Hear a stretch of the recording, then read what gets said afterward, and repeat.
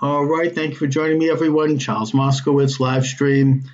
Gary Goldman's my guest. He is a nationally recognized host of Business, Politics, and Lifestyles, a weekly talk show airing at WCRN 830 in Metro Boston out in Worcester. Gary, thanks for joining me.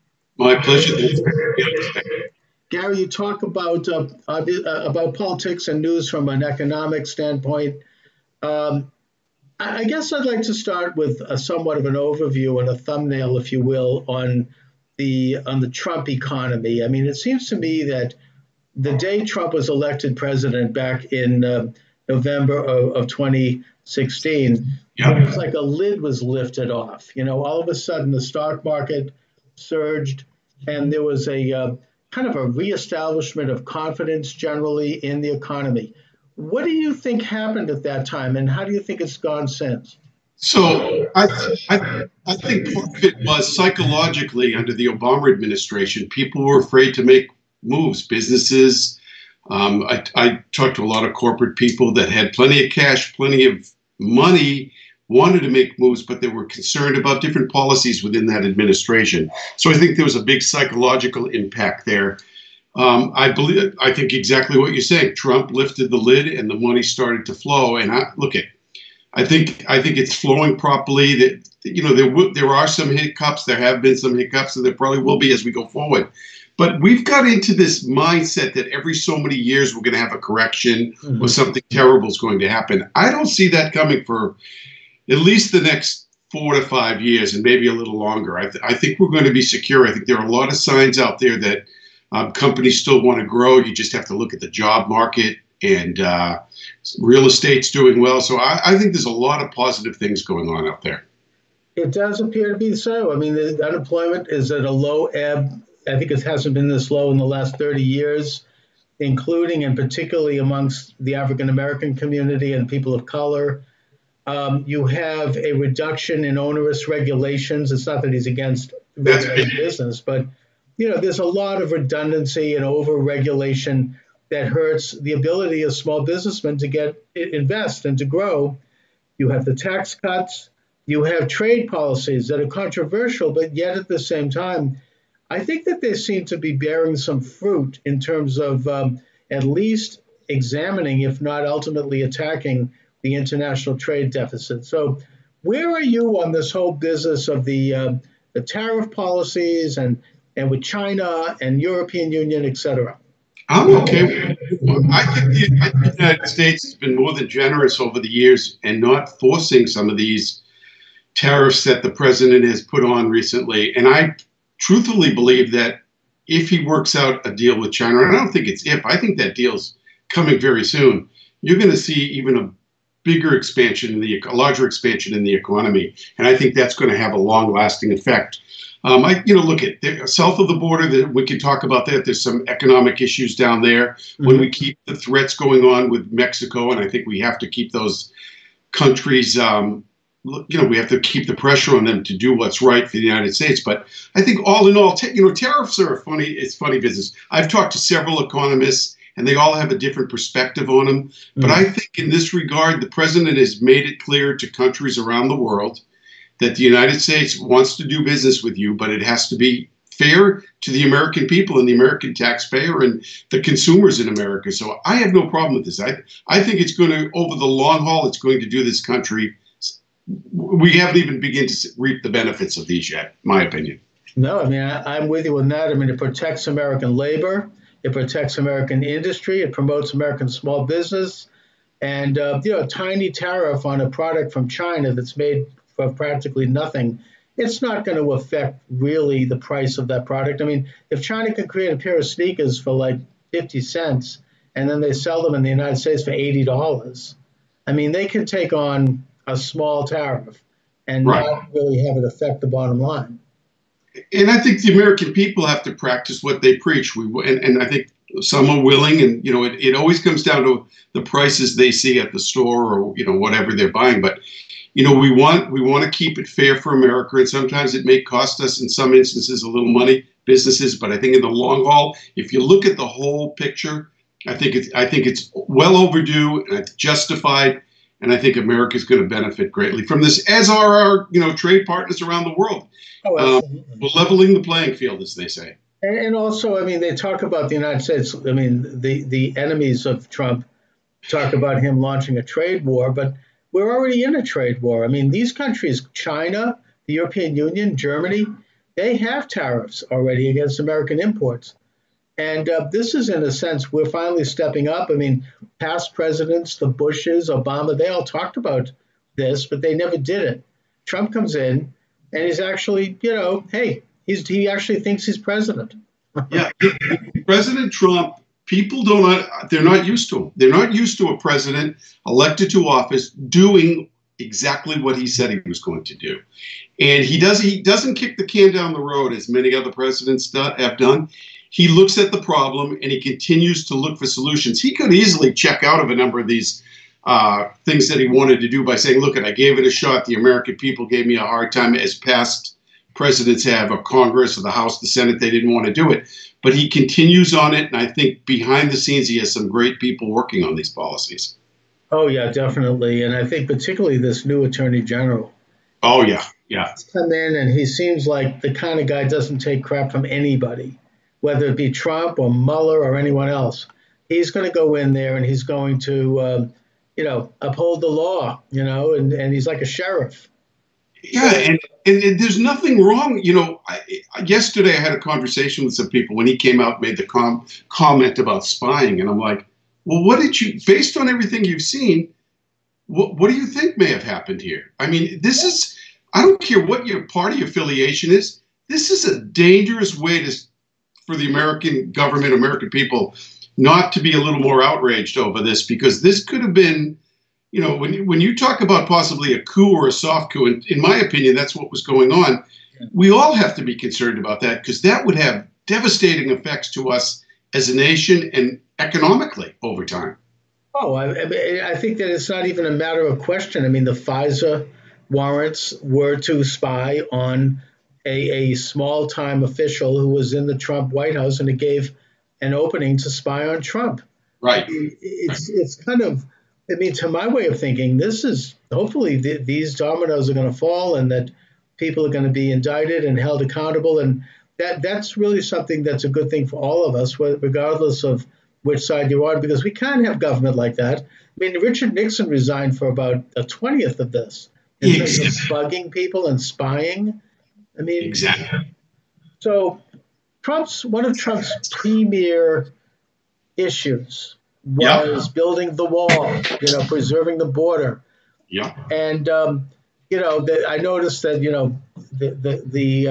the people at like places like MSNBC, they're like, well, it's not really a wall, it's a fence. But the point is that he's going forward with this. What do you think of this policy? Does this make sense? Is it doable? Do you think it would work in terms of reducing illegal aliens coming into the country? Yeah, well, first of all, I think it's very doable. And to clarify, when they get into the semantical argument over wall or fence, that's just a waste of it. Those that want to have that argument, to me, is a waste of time. And, it's absolutely humorous. But there is a problem on the border. And I have had guest sheriff. I had a sheriff last week on the show, Sheriff Lamb from Arizona. He's with the president all the time. And he tells us when he comes onto the show the real problems that he's facing on the border. But, the American people, us up in the Northeast, we don't think that's really affecting us. That's far from the truth.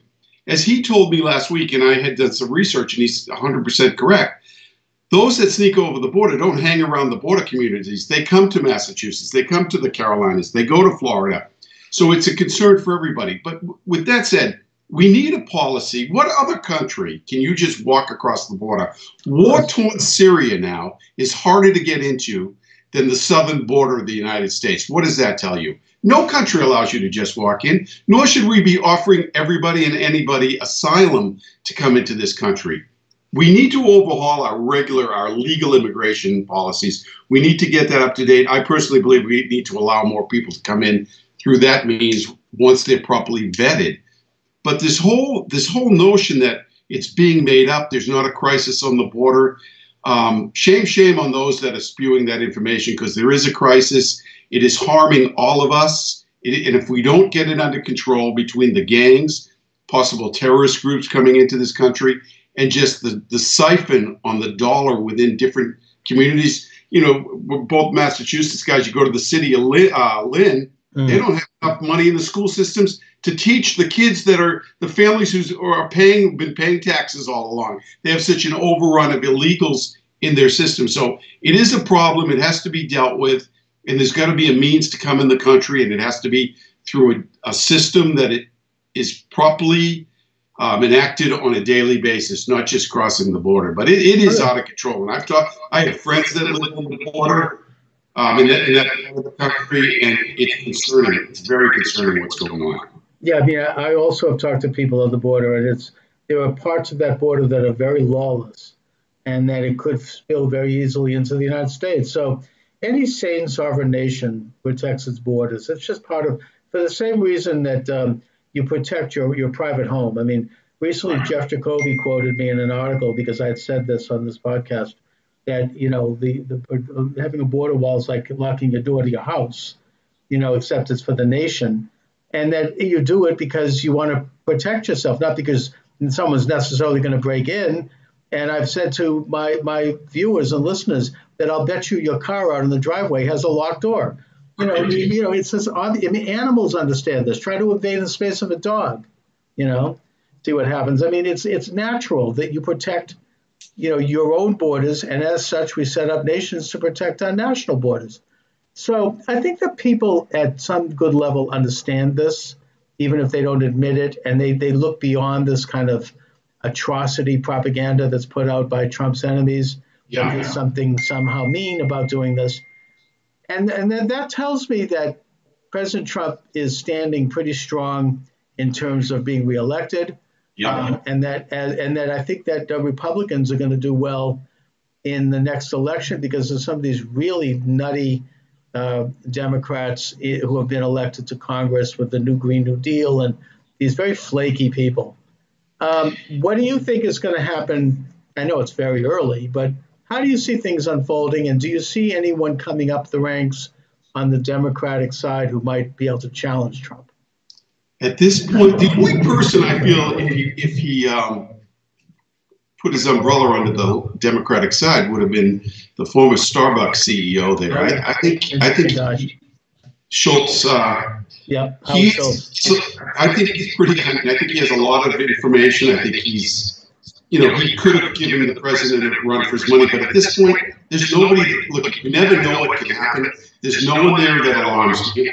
And if the president keeps doing what he's doing and keeping the promises that he kept to try to keep America safe, and I agree with something else you said. I think people are coming around when it comes to this issue and other issues. They're sort of a little tired of listening to the bias of some of the mainstream media. So if he keeps it on, you know, steady and straight, doesn't do anything totally outrageous, I think he should not have a difficult time being reelected. Nor should we see maybe the, you know, I think back to the House and Senate by the Republicans. I think some of what's going on in the Democratic Party, to me, is absolutely, some of the, you know, young freshmen and Congress people are very scary. I'm not sure how long they'll be in the limelight, but they could do damage over a short period of time. Oh, yeah. I mean, some of them are outright advocating socialism. Yep. I'd like to tell them to try to see if they can, how long they last in Venezuela without their bourgeois capitalist money. Right. Right. And I think Venezuela couldn't have, you know, look at, I feel bad, believe what's going on in Venezuela. I think we need to step up the pressure to get that resolved down there. And I think probably this administration is. But it couldn't have happened for a better time for the American people to see what happens to people when they go down that road of socialism. A lot of young people don't even realize how wealthy that country was. And I like to tell people when I talk about Venezuela, the average person, adult in that country, never mind dollars or cents, lost 23 pounds last year. What's that to you? And they're not on Jenny Craig. And they can't even get a roll of toilet paper, for Christ's sake. I mean, it's a problem. It's a big problem. Yeah. Gary, you are at the flagship station in Worcester, WCRM. And Worcester is a city that seems to me to be coming up in the ranks a bit. I was there recently. It looks like there's some new restaurants opening. There's some nightlife going on. There are young people. The city has a certain vibrancy. Union Station is a beautiful building. Absolutely. And it looks like it's having some renovations. I think it was originally dedicated by Ulysses Grant, I believe, or was it Cleveland? But yeah, it was Grant. But it's a city that I hope maybe exemplifies a lot of small cities in the United States that are sort of slightly forgotten and that have been in somewhat of a doldrum over the past maybe 20, 25 years. Do you sense that there's a revitalization in Worcester, and what's going on in Worcester? Yeah, look, it's because I'm in and out of Worcester all the time. I mean, our studio has moved outside the city proper, but I for other business reasons. And the last several years, first of all, the Paw Sox going to Worcester, a lot of people think huge. I think it's huge. Oh, yeah. You see a lot of influx of people into that city that look at, condominium in Boston, this beautiful lofts they're building in Worcester, and it's, there's transportation from Worcester to Boston, so there's a lot of great things going on. A lot of colleges, it's a big college community as well, and a lot of industry is moving there. They've had these pushes before in that city, but I think they have the mayor's pretty good. I think a lot of things working in their favor. One being is just no one place to go. So why not utilize a city like Worcester that has a lot of great, cultural and educational and business tools for someone to start their family and start their business in that area. I think it's great. Yeah, man, it seems to me that there's a lot of potential there. The architecture is beautiful. There's a lot of churches. There's a lot of, structure there. There's parks. I'm hoping that smaller cities like Worcester are really, being governed better. Maybe they're getting rid of some of these old democratic machines. Yeah. And that they're starting to actually govern in a way that's pro-business and that's pro-people. So yeah, well, I think there's a lot of upside to the city. And like I said, with the Paw Sox, they're doing a lot of roads over. Oh, yeah. They're going to put some money into that community, and I think it's going to buy them great dividends in the future. So, Gary, I want to thank you for joining me. Tell my listeners and viewers where they can hear you and how they can reach you. Okay, they can hear me on Fridays from 1 to 2 and Saturdays from 8 to 9 on WCRM AM 830. You can find me on Facebook at Business, Politics, and Lifestyles, or you can email me at garyonbpl.com. All right, Gary Goldman is the nationally recognized host of Business, Politics, and Lifestyle at WCRM. Sorry about that. And Gary, I want to thank you for joining me this afternoon. My problem. Have a great day. All right, take care. Bye-bye. Bye-bye.